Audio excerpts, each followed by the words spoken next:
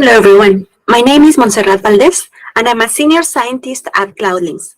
In today's presentation, we're going to learn about navigating ISO 15189, a blueprint for quality in medical labs.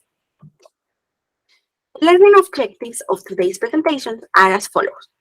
We're going to learn about the importance of ISO 15189 accreditation for clinical diagnostic labs.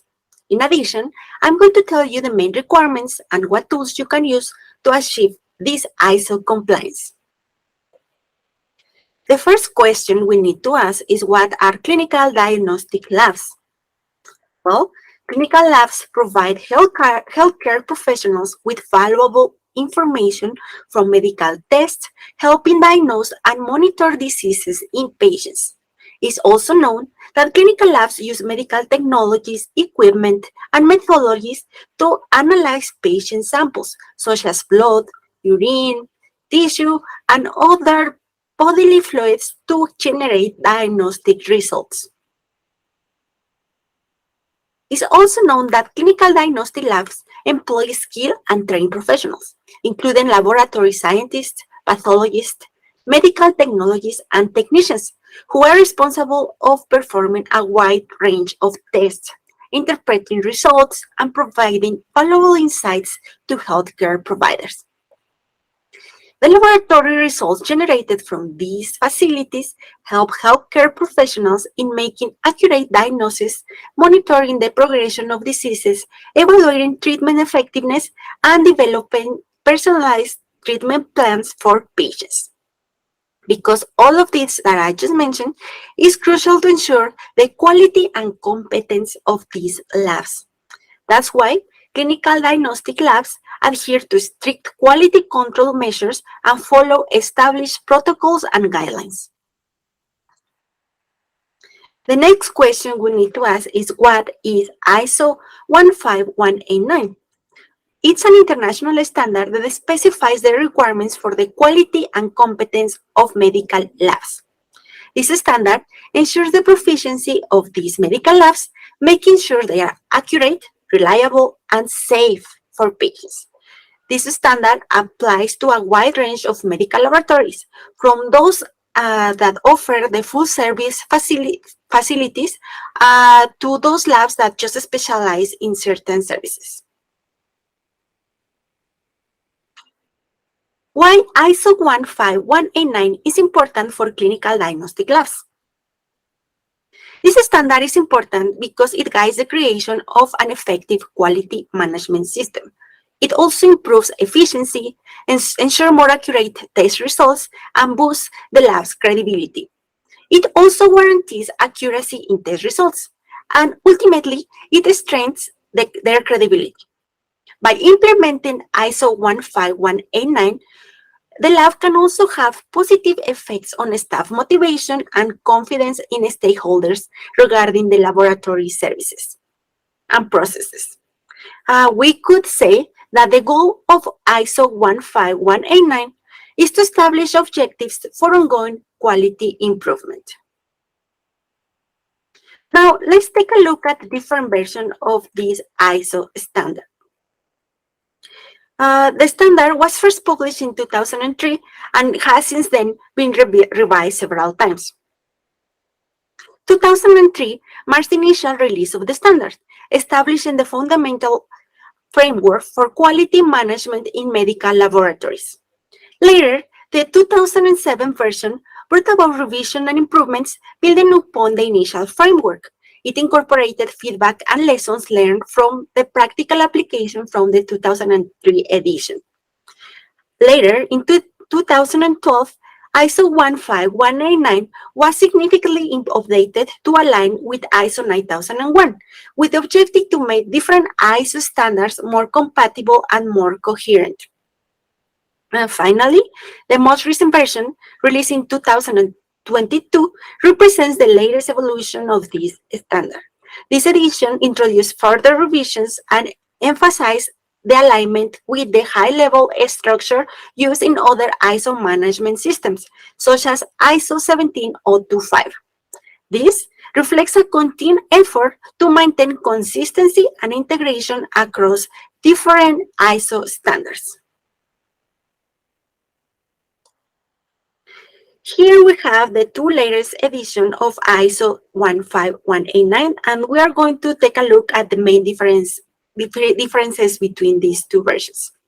A significant change in the new ISO 2022 standard is the focus on risk management within a laboratory quality management. It emphasizes the need of developing actions to address both risks and opportunities for improvement. Another significant change is that the 2022 version details processes for the selection, procurement, installation, transport, storage, use and maintenance of the lab equipment. In addition, when we look at the focus on documented information, we can say that the 2022 version is more flexible. It says that all the management system documents can but are not required to be contained in a quality manual. But if we look at the version of 2012, here it emphasizes the need to have a quality manual, which means it was mandatory, not anymore. The new version also includes specific requirements for the external quality assessment, includes a point of care testing, and it includes requirements for outsourcing in case there are several provided services. Now let's see the requirements of ISO 15189. The first clause we are going to talk about is the clause 4, which refers to the general requirements. In this clause is established the requirements for medical laboratories to ensure their quality and competence for their services. These requirements cover several aspects of laboratory operations, including impartiality, confidentiality, and requirements regarding patients. The impartiality aspect refers that medical laboratories must demonstrate impartiality in their operations and decisions, ensuring that they are free for any conflicts of interest or biases. Impartiality applies to all personnel involved in laboratory activities, including management, technical staff, and any other individuals acting on behalf of the laboratory. Impartiality is crucial to maintain the integrity and credibility of a laboratory. Then, confidentiality. Medical labs have a responsibility to maintain the confidentiality of all information obtained during the performance of its activities. This includes patient information, test results, and all other sensitive information related to the laboratory operation and services. Personnel must keep all such information confidential and not disclose it to unauthorized individuals or organizations. Finally, the requirement regarding to patients refers that this ISO standard includes specific requirements to ensure the rights and well-being of patients in relation to laboratory services. Laboratories must establish procedures to obtain informed consent from patients for their participation in testing or research activities. Patients' privacy and confidentiality must be protected throughout the testing process, including the secure handling of and storage of their personal information and test results. Laboratories should also provide clear and accessible information to patients regarding the purpose of the studies, the nature, and the possible risk associated with these medical tests. The clause 5 talks about the structural and governance requirements. These requirements are essential for ensuring effective management and quality assurance in laboratory operations. The first aspect is the need that the laboratory is a legal entity. The lab should be a legally established entity recognized and authorized by relevant authorities with a clear legal status. This includes compliance with any applicable laws, regulations, and licensing requirements. The laboratory should have a designated laboratory director who assumes overall responsibility for the laboratory's operations, quality management system, and compliance with relevant standards and regulations. These directors should have appropriate qualification, experience, and authority to fulfill their day-to-day activities. The scope of laboratory activities, including the range and types of tests performed, should be clearly defined and documented. This ensures clarity and consistency in the services provided by the lab. The structure and authority. This basically refers to the organizational chart. The laboratory should have a defined organizational structure that clearly aligns role responsibilities and reporting lines. This promotes effective communication, coordination, and decision-making within the laboratory. The lab should also establish measurable objectives and policies that align with its strategic goals. Policies should be developed to guide the laboratory's operations, ensuring adherence to quality standards, regulatory requirements, and ethical principles. The lab should implement a risk management process to identify, assess, and mitigate risks associated with its operation. This includes identifying potential hazards, analyzing their potential impact, and implementing appropriate control measures to manage risk effectively. The clause 6 refers to the resource requirements. And here we're talking about that is ISO 15189 specifies requirements for various resources necessary for effectively functioning of all the medical labs. These resources include personnel, facilities, equipment, reagents, consumables, service agreements, and externally provided services. The laboratory should ensure that all necessary resources are available to support the quality and competence of its services. These include establishing processes for resource selection, procurement, and maintenance. When we talk about the personnel, the laboratory should have an adequate number of qualified and competent personnel to perform laboratory activities effectively. Personnel should have the appropriate education, the appropriate training, experience, and competence for their assigned roles. In the case of facilities and environmental conditions, it refers to the need that the lab should have suitable facilities that provide a safe and appropriate environment for conducting the lab activities. This includes factors such as space requirements, that it is not too small, too big, the infrastructure, the cleanliness, like we have clean facilities, temperature control, and security measures. Finally, in the equipment section, we have that the laboratories should have access to necessary equipment to perform the lab activities accurately and reliably. Equipment should be selected, installed, and maintained in accordance with relevant standards and manufacturers' specifications.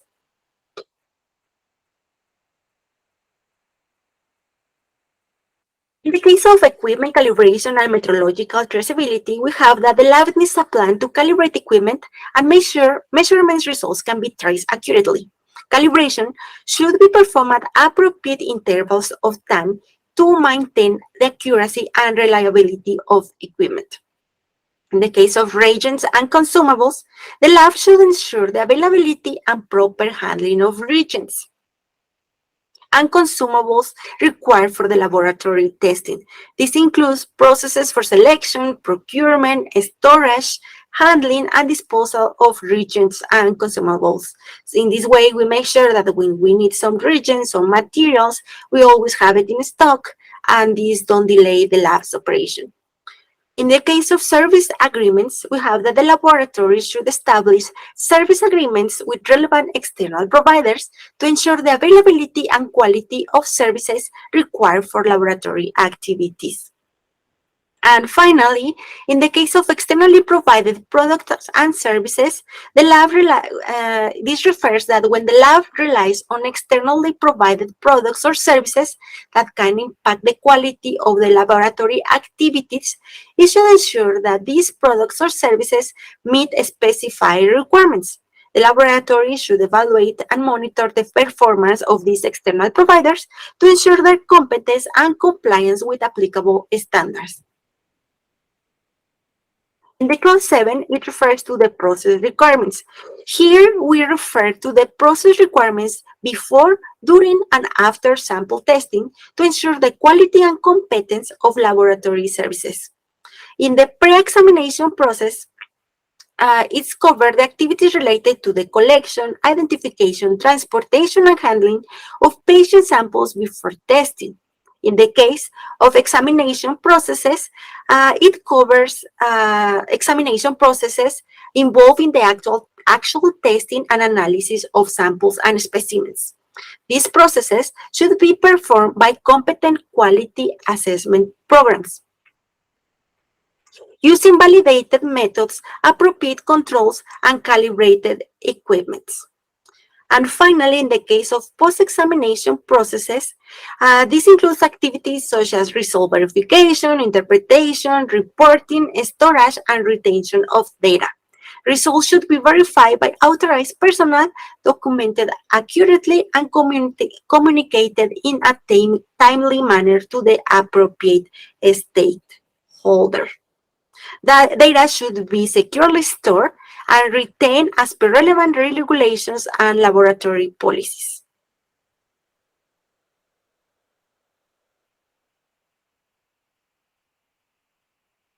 This clause 7 also talks about non-conforming work.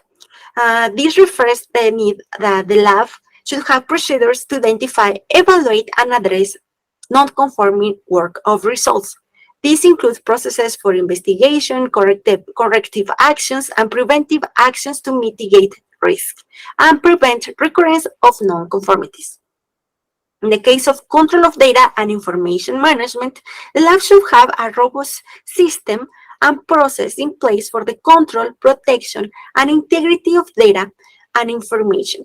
In the case of complaints, the lab should establish a process for handling and resolving complaints from patients, clients, or other stakeholders. This process should include procedures for receiving, documenting, investigating, and responding to complaints in a timely and effective manner. And lastly, we have the continuity and emergency preparedness planning. Here, it refers that the lab needs plans for emergencies to keep providing services without interruption. These plans should cover risk, contingencies, business continuity, disaster recovery, and communication protocols. All of this to ensure that we don't interrupt our lab operation and activities in case of these emergency situations. The clause 8, it refers to the management system requirements. The laboratory should establish, implement, maintain, and continually improve a management system that is appropriate for the scope of its activities.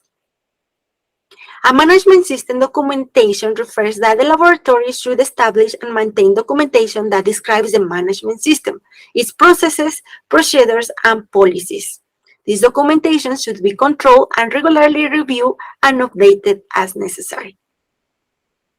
In the case of the control of management system documents, it refers that procedures should be in place to control the creation, review, approval, distribution, and revision of management system documents. This ensures that documents are updated, accurate, accessible, and appropriately communicated to relevant personnel. Finally, we have the control of records, where the lab should establish and maintain procedures for the identification, collection, storage, retention, and disposal of records. These records provide evidence of laboratory activities, including the results, audits, training, and other relevant information. Finally, we have the management system requirements. The laboratory should identify and address risks and opportunities that might impact the achievement of its objectives and the quality of its services. These include implementing proactive measures to prevent and mitigate risks and seizing opportunities for improvements. In the case of improvement, the lab should establish processes for monitoring, measuring, and evaluating the performance of its management system and laboratory activities. In the case of nonconformity and corrective actions, labs should have procedures for identifying, documenting, evaluating, and addressing nonconformities, including those related to the management system and the laboratory activities. Corrective actions should be implemented to prevent recurrence and address the root causes of these nonconformities. In the case of evaluations, the lab should conduct regular evaluations to its performance, including internal audits, external assessment, and proficiency testing. These evaluations assess compliance with requirements, identify areas of improvement, and provide assurance of the laboratory's competence and quality. And lastly, we have the management reviews.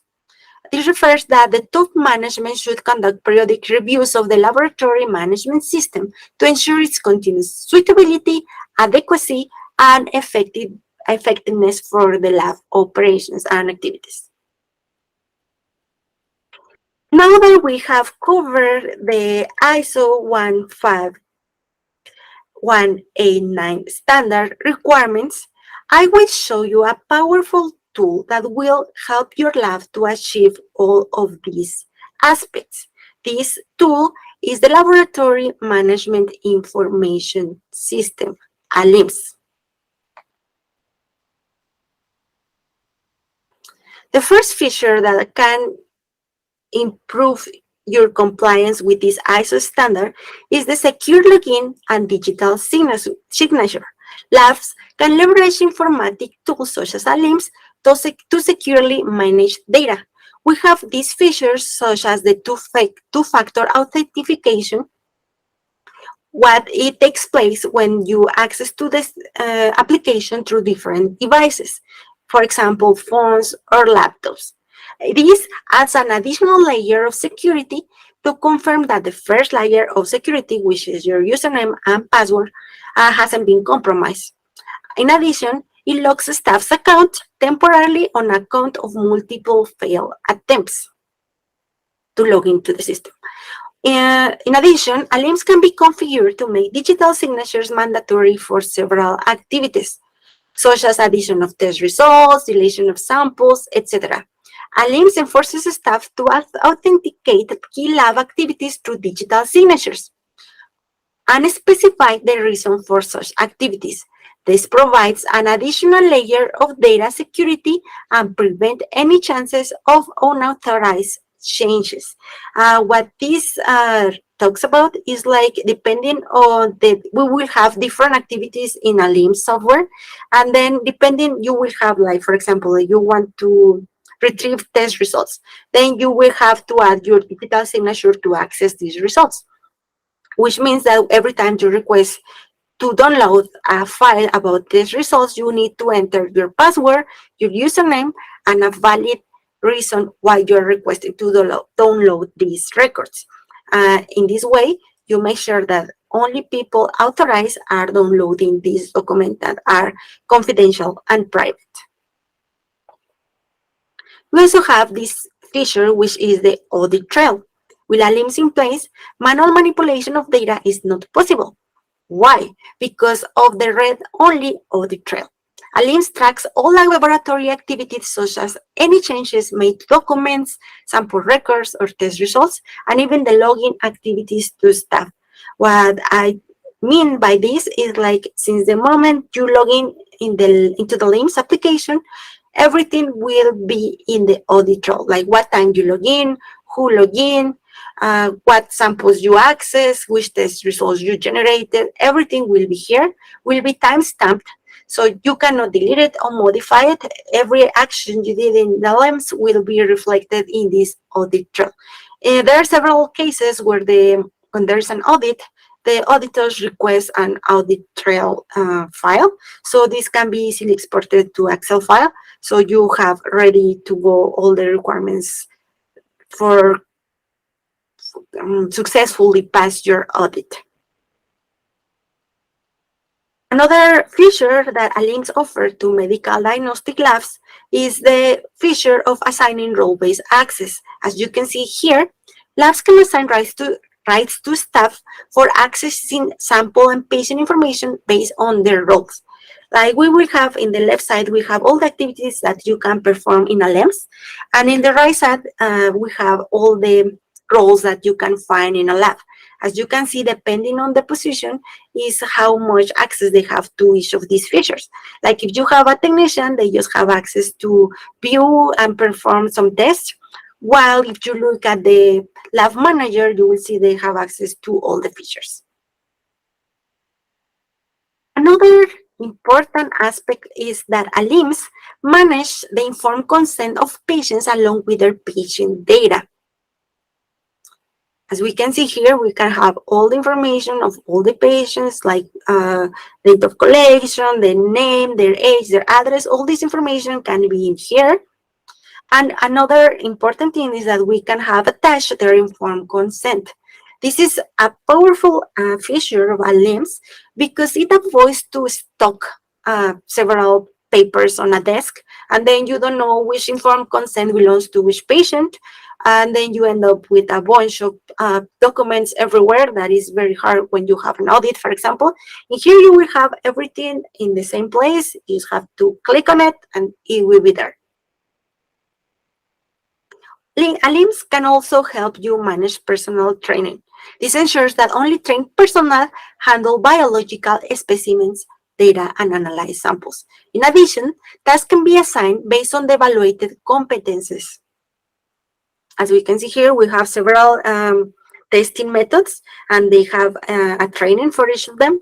So here we can see a list of all the people of the staff that were trained to perform these tests. So when you are assigning a test to a specific lab technician, you can see their training record and make sure that they were fully trained and they are fully qualified to perform it. In this case, you avoid non-conformances by having only qualified people performing the appropriate test according to their qualifications, of course. Manage equipment calibration and maintenance. This can also be done by ALEMS. ALIMS can help you track calibrations and maintenance of all equipment in your lab. It can be configured to notify lab managers days before it's time for the next calibration or maintenance, enabling managers to call technicians and have all equipment taken care of, which this means that all your instruments or analytical equipment you use in your lab can be added in a section of the LIMS, and then you can add details such as when was the last calibration performed, who performed it, and all these details, and then you can set up alerts or notifications. Like the LIMS will notify you like 5 days before the due date, like this instrument needs to be calibrated on Friday. And you can make sure that you don't align any tests to be performed on that equipment, and you have the technicians to perform the calibration, and everything is okay. Also, ALIMS helps generate custom reports having provider information, patient data, sample information, and test results, among others. This will depend on the needs of your lab or your patients. You can generate all these reports, have them in a presentable and professional manner, and it has all the required information.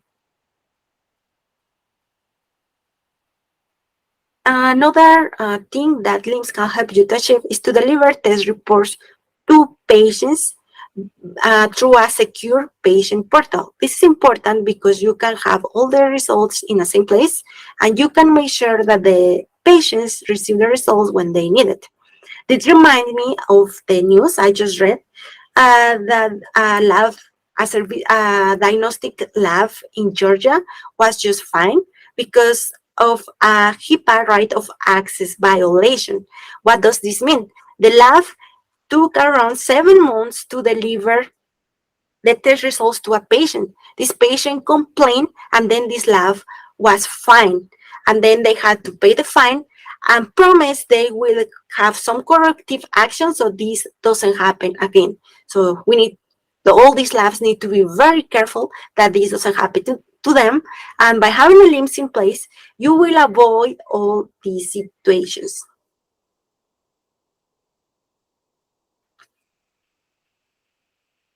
In a similar manner, we have that LIMS can deliver test reports to physicians or health providers. also in a timely manner and in an effective way. You don't have missing reports or anything like that. Everything is in organized and you can access to it in just a click. LIMS helps in detecting deviation or discrepancies from established standards and procedures. LIMS can generate alerts or notifications when nonconformities are identified, enabling timely action to be taken. It also facilitates tracking and documenting the resolution of nonconformities, ensuring proper corrective and preventive measurements and actions. The lab can monitor the sample processing status, enforce standard operation procedures, and track deviations from the specified SOPs using a LIMS. Within a LIMS, a comprehensive control over both internal and external documents, including SOPs, records, quality management manual, is effectively administered. This entails monitoring the revision history of each document, ensure that personnel are exclusively exposed to the most updated versions. Additionally, the system grants role-based access to unprivileged for staff members by ensuring a control entry to confidential documents. What this means is that by having LIMS in place, you can have like a SOP, for example, you have made several changes on this SOP, which will result in different versions. By having a LIMS in place, you can make sure that the staff only use the most updated version.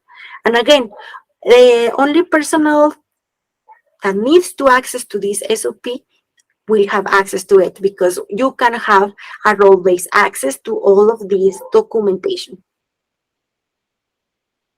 In conclusion, by having a LIMS in place, you will make sure your lab meets all the ISO 15189 requirements as we can see in here.